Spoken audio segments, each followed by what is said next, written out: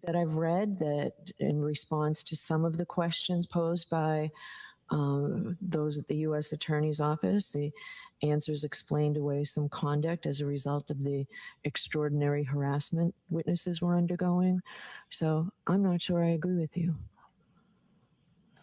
So go ahead and try and persuade me, but what I'm inclined to do is keep it out in the case in chief. But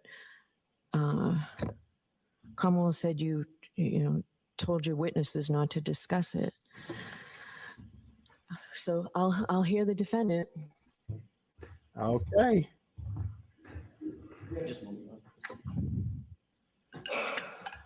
They both agreed I shouldn't be brought up.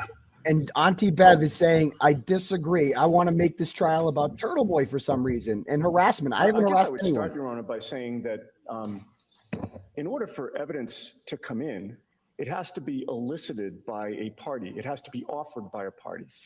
You're being told that the Commonwealth does not intend to elicit this evidence and that the defense does not intend to elicit this evidence. So I guess the question that I would direct to the court is, do you intend to follow up with questions? I'm not questioning the jury. It's clear that it may be a response, a natural response by a witness that neither one of you intended to get as a reason for something, Right. that I'm not going to sanction the witness because I allowed the Commonwealth's motion. Sure.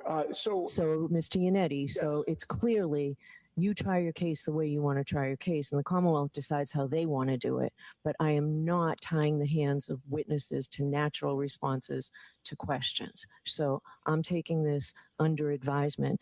If you open the door, it comes in. Well, I completely understand that, Your Honor.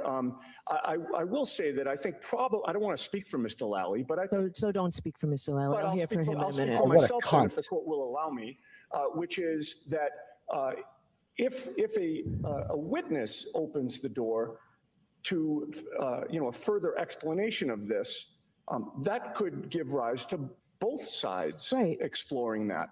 Which, I suppose we'll deal with that when it comes Right. to it. The way the motion's written, it would be prohibited, She did. and witnesses, I'm not tying the hands of witnesses to natural answers that are the result of questions asked by counsel. Right, understood. Okay, do you understand that, Mr. Lally? Oh, absolutely, Your Honor. And that was not my intent. I- Is if How a the question, motion reads, your motion reads, Mr. Lally. I understand. But it was more of a notice that the Commonwealth doesn't seek to introduce any evidence of that. But at the same time, obviously, if the truthful and honest answer to a question that's posed of a witness references that, then I think it comes in. All right. So I think we're all on the same page. Neither of you intends to introduce this in your cases, but if you open the door, or if it's a natural response from a witness, it comes in. Does that mean I'm going to have to testify?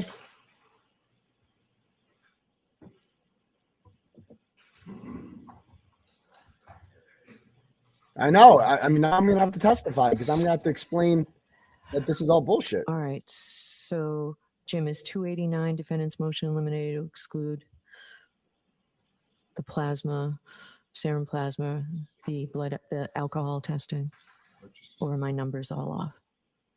That's 289. Yeah. All right. And the Commonwealth has a paragraph or two responding in one of your other motions.